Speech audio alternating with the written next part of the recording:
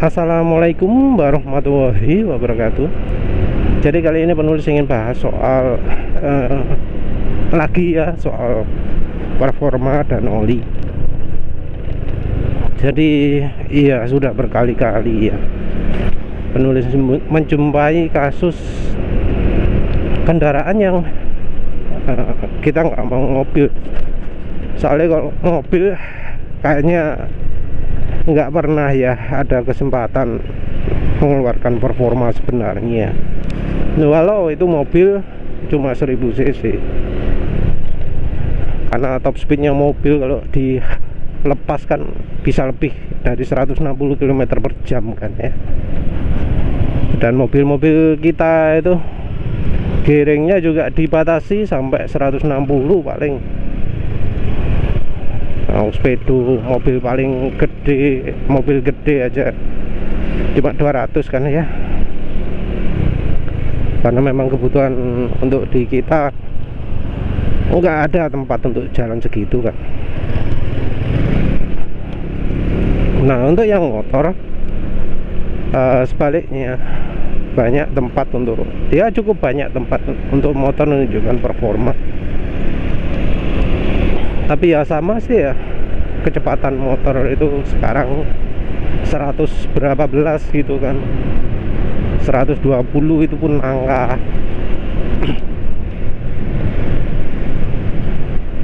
Karena ya motornya kelasnya kelas belasan cc, belasan 100 sekian cc gitu kan ya. Nah tapi kelihatan jelas bahwa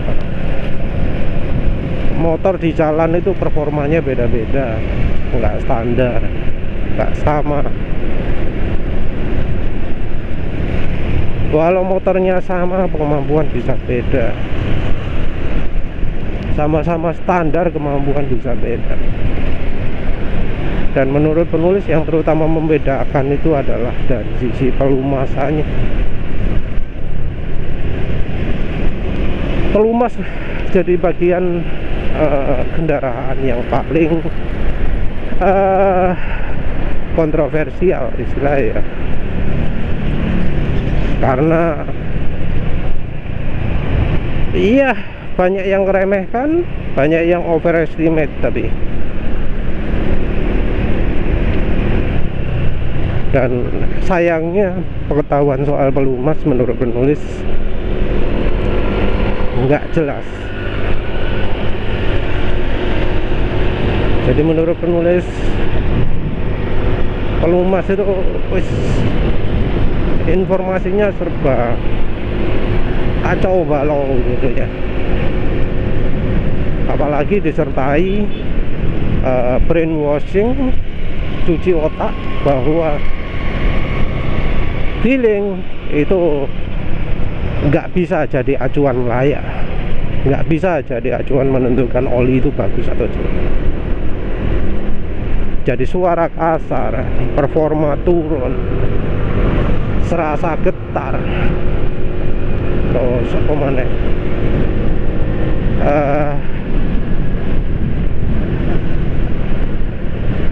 tarikan nggak enak lah istilahnya.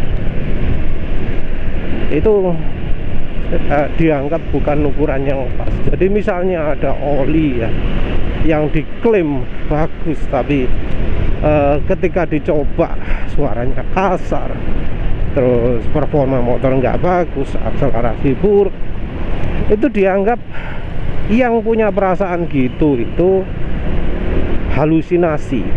Karena katanya kalau oli bagus ya hasilnya pasti bagus.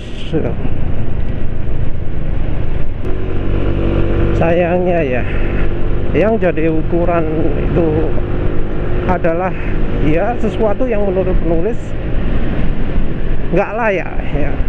Mungkin beneran hasilnya itu hasil uji lab, tapi hasil uji lab yang hanya menunjukkan partikelnya, nggak menunjukkan kemampuan oli itu terhadap oksidasi, terhadap penguapan, terhadap shear, nggak ada uji itu. Yang ada cuma uji partikel utuhan siji tok, pakai uji murahan yang dilakukan sekali seumur hidupnya oli.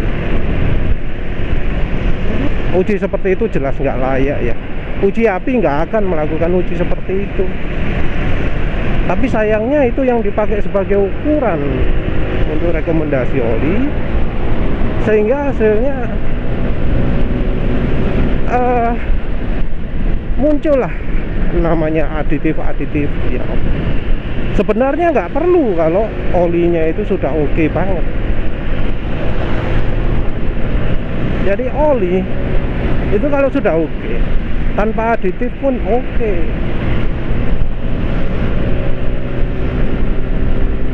Jadi kayak contohnya penulis rekomendasi Mesran SI40 untuk motor ya, nggak pakai minyak goreng, oke aja, oke aja, sudah cukup bagus untuk semua keperluan. Walau bukan yang ultimate bisa untuk semua, bisa dijamin bagus untuk semua motor, tapi banyak yang motornya bakal lebih sip kalau pakai Mesran SI40. Begitu juga Repsol 2050. Nah, kita ngomong soal performa ya, para penulis. Ngomongnya performa, motor itu sensitif banget terhadap yang namanya kerak di ruang bakar. Nah, kalau motor ada ruang bakar di keraknya, itu performa nggak akan bisa bagus. Yang bisa bikin kerak di ruang bakar itu nggak cuma oli jelek. Jadi nggak cuma oli yang kemampuannya buruk saja yang bisa bikin performa turun. Oli yang performanya bagus ya dalam dalam situasi tertentu bisa jadi malah bikin motor nggak keluar tenaganya. Tapi memang fokusnya adalah cari oli yang licin dulu. Licin itu kalau untuk motor itu dibagi berbagai tahap ya. Licin saat kapan? Licin saat pelan kah? Licin saat kencang kah? Tetap licin setelah dipakai kencang lama kah? Karena licin itu macam-macam. Kita masih ngomong yang soal dari pelumasnya dulu, soal licinnya dulu, soal mengurangi ausnya dulu lah.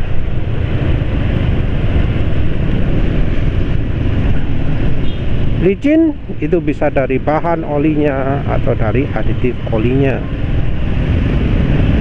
Nah, ini situasinya macam-macam. Yang paling ideal bila licin itu dari bahan olinya. Cuma sekarang kan ya namanya bahan oli, pabrikan sudah banyak yang berpindah ke bahan oli yang nggak licin, bahan oli grup 2. Nah, kalau menggunakan bahan oli grup 2 untuk bisa dapat licin, jadi harus mengandalkan aditif juga. Jadi kalau oli sekarang pingin licin, nggak bisa dari bahan olinya toh, harus dari aditifnya. Ini kalau pelumasan yang umum ya, yang masih istilahnya metode konvensionalnya. Kalau licin tentu bisa juga ditambahkan dengan menambahkan minyak nabati, pakai minyak goreng, pakai minyak jagung.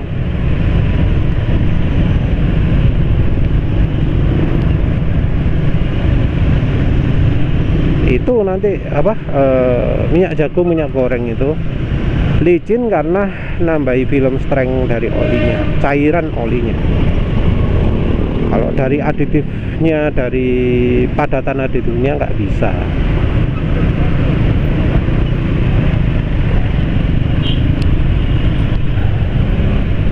Terus terus. Nah, kalau sudah nggak bisa gitu ya mau nggak mau harus dari aditifnya, aditif padatan ya, aditif logam, aditif seperti ZDDP, boron, moli ya. Perilakunya aditif ini beda-beda. Moli pun ada dua kan ya, pernah penulis bahas, MuS2 dan MuDTC, MuDTP, Mu apalagi gitulah ya. Yang tradisional MuS2, S nya itu sulfur, sesuatu yang ya dikurangi juga di aditif oli modern. Kalau aditif oli masa lalu andalannya ZDDP. Kalau aditif oli sekarang ZDDP terpaksa dikurangi. Walau ada juga kelas oli yang aditif ZDDP nya tidak dikurangi, yaitu HDEO. Sifat dari aditif ini macam-macam, kayak ZDDP terutama RPM rendah pun juga halus kalau untuk motor ya. Nah, kalau untuk moli terutama MuDTC itu di mobil yang sangat terasa, di RPM rendah pun terasa. Jadi kalau untuk mobil MuDTC itu membuat halus juga saat RPM rendah. Kalau di motor enggak. Terus apa nih masalahnya?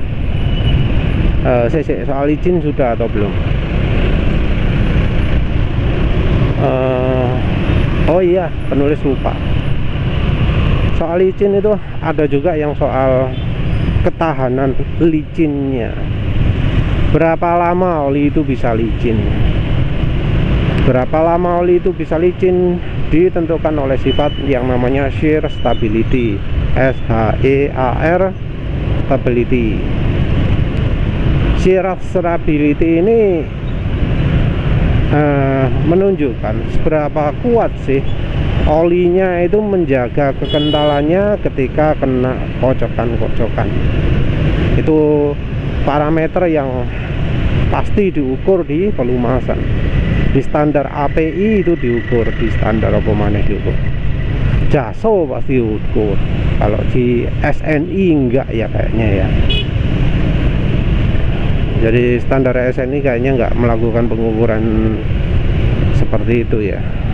Sekarang ini orang lebih nyari oli yang viscosity index-nya tinggi. Ya suatu apa ya jenenge, suatu kesalahan juga ya, suatu keanehan. Mengapa kok motor atau mobil harus pakai oli viscosity index tinggi? Padahal ya cuaca di Indonesia ini termasuk stabil ya. Stabil dalam artian perubahannya dalam 1 tahun itu enggak drastis. Mau hujan deras malam-malam paling ya suhunya anggap aja 20 berapa gitu, 20 sekian derajat Celcius. Kalau pas panas bisa sampai 35. Dalam ruangan aja 30 derajat loh ya. Dalam ruangan yang nggak ada AC-nya. Padahal ya ruangannya termasuk dingin, itu sampai segitu. Malam hari dalam ruangan 29 derajat.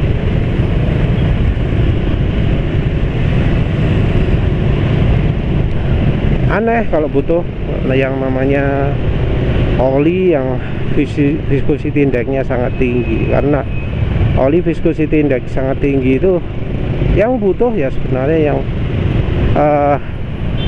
kendaraan yang dilewatkan daerah bersalju. Muncul oli multi viscosity, multi grade itu juga karena daerah salju. Dulu oli multi grade itu sebenarnya sudah lebih dari cukup. Entah mengapa sekarang oli multi grade pun harus dibuat ekstrim perbedaan kekentalannya.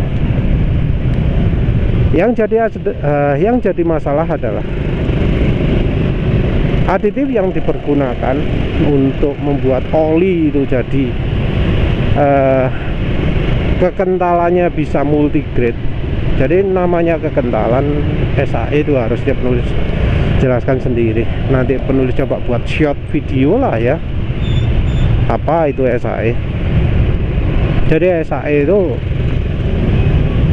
ya merupakan indikator dari perubahan suhu, reaksi oli terhadap suhu. Kalau suhunya panas, kekentalannya akan segini. Kalau suhunya dingin, kekentalannya akan segini. Angka pastinya ini yang membuat oli itu akan masuk kategori SAE tertentu.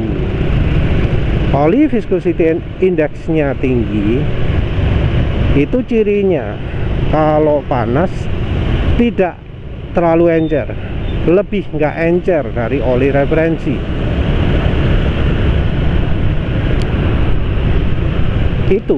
Itu yang perlu diperhatikan. Dan salah ya kalau mengetahui oli itu dari angka depannya, karena angka belakang beda. Angka depannya kekentalan di suhu dinginnya itu beda walau angka depannya sama. Jadi yang harus dipakai ukuran adalah yang belakangnya, bukan yang depan, karena angka yang depan itu kekentalannya bisa beda sangat ekstrim kalau angka belakangnya beda ya.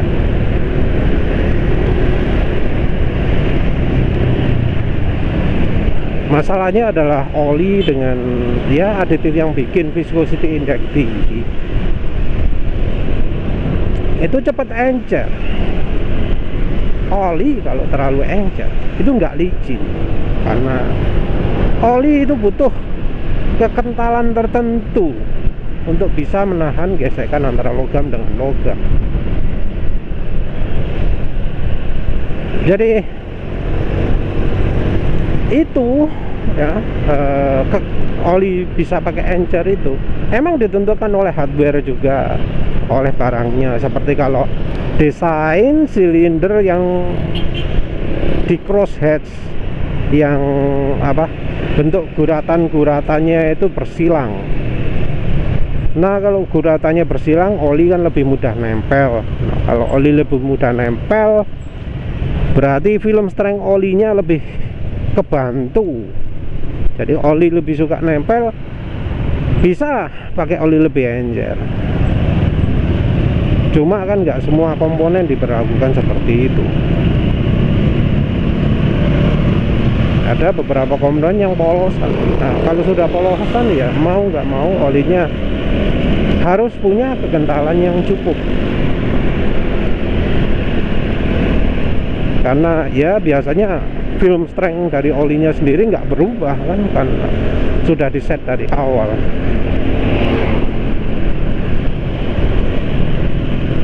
Nah kalau oli lebih encer dari yang seharusnya, ya kemampuan licinnya akan berkurang, akan terjadi gesekan.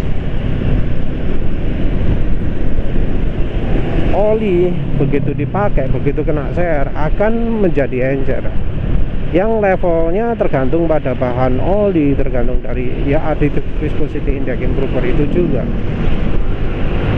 Oli yang single grade seperti yang penulis pakai sekarang ini stabil banget. Ini kemarin penulis kemalaman ya, jalan ke sampai rumah ya tetap sih nggak berubah, karena olinya single grade. Seandainya oli penulis pakai oli multigrade macam NS molybdenum, macam Kendal GT1 yang bahan olinya menurut penulis jelek ya, entah aditif karena aditif viscosity index improver atau apa, yang jelas kalau pakai oli kayak BM1, NS molybdenum, Kendal GT1 itu wis pasti sampai rumah wis kasar suara mesin. Walau ini penulis sedang pakai Suzuki Next 2 yang suara mesinnya cenderung halus ya. Jadi kalau mau cari oli licin itu perlu cari oli yang Kalau bisa bahan olinya licin ya, kalau bisa, karena nggak selalu bisa kita pilih. Kalau nggak gitu, ada aditifnya yang bikin licin. Ini licin ini ya bisa kita cermati ya. Kalau licin karena aditif, itu biasanya terjadi perubahan dulu, dari kasar jadi makin halus makin halus. Nah itu yang perubahan licin karena aditif. Nah kalau yang karena olinya sendiri, itu licinnya mulai dari awal. Jadi antara oli satu dengan yang lainnya, yang bahannya lebih licin ya suaranya lebih halus mulai dari pertama dinyalakan. Itu sudah halus, nggak nunggu dulu ya. Pertama nyalakan jedeng gitu ya, langsung halus. Nah itu dari bahan olinya. Ada yang motor pertama dinyalakan kasar, itu juga dari bahan olinya. Terus untuk mengetahui ketahanan kekentalannya dari additive viscosity index improvernya, itu dari kalau dipakai makin lama. Jadi kalau kerja aditif itu sekitar beberapa detik sampai beberapa menit ya ketika dipakai. Jadi ketika dipakai pelan beberapa menit, ketika dipakai kencang 10 detik gitu ya, itu jadi halus atau jadi apa, jadi halus atau enggak. Kalau jadi halus berarti aditifnya berfungsi, aditif padatannya. Nah kalau yang dari sisi viscosity index improvernya, dari ketika nyoba jalan, apakah ketika setelah 5 km suara mesin kasar, apakah ketika setelah 10 km suara mesin kasar. Kasarnya juga bertahap, tidak langsung tapi perlahan ya, tapi pasti itu nanti makin lama makin kasar makin kasar. Kalau dalam perjalanan 10 km 20 km itu sudah kasar, maka itu ketahanan kekentalannya kurang baik. Additive viscosity index improvernya terlalu banyak. Ini bisa terjadi pada oli PAO sekalipun. Jadi penulis sebelumnya ngomong oli PAO itu oli yang kekentalannya paling stabil ya, share stability-nya paling bagus. Bisa terjadi oli PAO juga ya, karena oli PAO kan ada yang pakai viscosity index improver. Ini penulis rasakan waktu nyoba oli FK ya, PAO ester. Yang penulis belinya yang 5W50, karena ya penulis waktu beli nggak tahu ada 10W50. Tapi kalau sekarang penulis beli lagi oleh FK Massimo, penulis pasti pilih yang 10W50. Nah oleh FK Massimo 5W50 itu penulis bedakannya dengan Castrol GPS ya. Castrol GPS itu mirip dengan Maestran SI40, mirip dengan oli yang penulis pakai sekarang ini. Digeber lama nyantai, enggak ada perubahan banyak, saya tetap halus. Apalagi kalau sudah dicampuri minyak goreng. Ini campuri apa ya, KCO apa ya, penulis lupa kalau yang next 2 ini. Yang jelas apa jenenge, licinnya itu ya terpengaruh dari kekentalan. Kalau oli PAO terus ada viscosity index improvernya, mau nggak mau ya dia nggak akan tahan kocokan juga, karena viscosity index improvernya itu merusak sifat oli. Baik itu oli yang tahan share semacam bahan PAO sekalipun. Nah kita bicara soal licin, kita belum bicara soal pengaruh aditifnya. Aditif oli itu memang bikin licin, tapi yang aditif padatan itu juga bisa mengurangi performa. Jadi nggak bisa ya mengandalkan aditif oli gitu ya. Terus apa berharap performa pasti akan lebih baik, nggak bisa. Dari pabrikan pun akan mencoba membatasi. Nggak akan pabrikan itu, wah aditif itu bagus bikin licin terus dibikin sebanyak mungkin, nggak bisa. Karena aditif ini akan membawa efek samping juga. Dan salah satu efek sampingnya yang mempengaruhi performa yaitu ketika aditif ini jadi masuk ke ruang bakar. Kok bisa masuk ruang bakar? Ya iya, karena aditif itu akan melumasi dinding silinder juga. Pasti akan disemprotkan, pasti akan disemburkan, dispray, dilumuri ke dinding silinder. Video yang mengilustrasikan hal itu yang paling jelas ya yang video ilustrasi LSPI, Low Speed Pre-Ignition. Tapi itu gambarannya beda. Kalau LSPI yang digambarkan adalah aditif kalsiumnya, dimana aditif kalsium itu begitu kena panas akan membara dan menyebabkan bensinnya jadi terbakar lebih dulu, jadi pre-ignition. Nah, kalau yang penulis maksud ini adalah aditif dari padatannya. Dia nggak bikin membara, jadi tidak mengurangi LSPI, tapi membuat penumpukan kerak di ruang bakar. Jadi mengganggu proses pembakaran. Mungkin ada yang rekomendasi oli HDEU. Oli HDEU itu apa sih keunggulannya? Oli HDEU itu lebih unggul dari PCMO dan MCO dari sisi apa? Dari sisi shear stability, ketahanan kekentalan. Kenapa kok bisa tahan? Karena dia viscosity index-nya rendah. Oli diesel itu jarang viscosity index-nya tinggi. Jadi orang-orang yang ngomong ayo oli itu harus viscosity index tinggi, tapi dia pakainya oli HDO. Nah ini orang yang nggak ngerti apa yang sebenarnya dia butuhkan.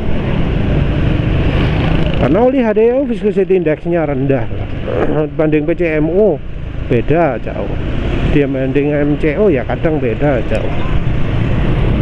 Kalau ada orang yang rekomendasi oli HDO tapi dia sendiri menganjurkan oli yang viscosity index-nya tinggi, nah itu dia orang ngawur ya,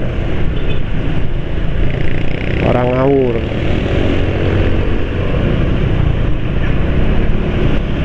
Oli HDO ya itu karena viscosity index-nya rendah, olinya stabil kekentalannya. Karena olinya stabil kekentalannya ya saat dipakai kekentalannya stabil. Tapi selain itu, oli HDO itu adalah untuk mobil diesel. Dan mobil diesel itu punya keunikan. Yang pertama adalah yang terutama adalah mobil diesel itu banyak polusinya, banyak sulfurnya, bukan sulfur ya, kotorannya lah.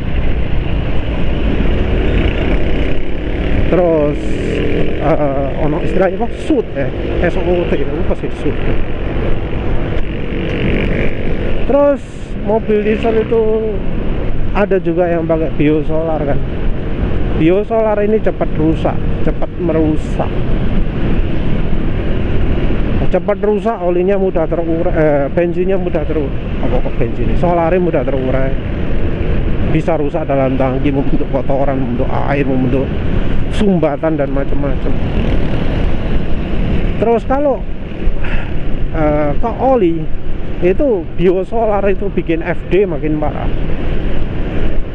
FD makin parah ini akan membuat bensin makin mudah bocor ke ruang oli.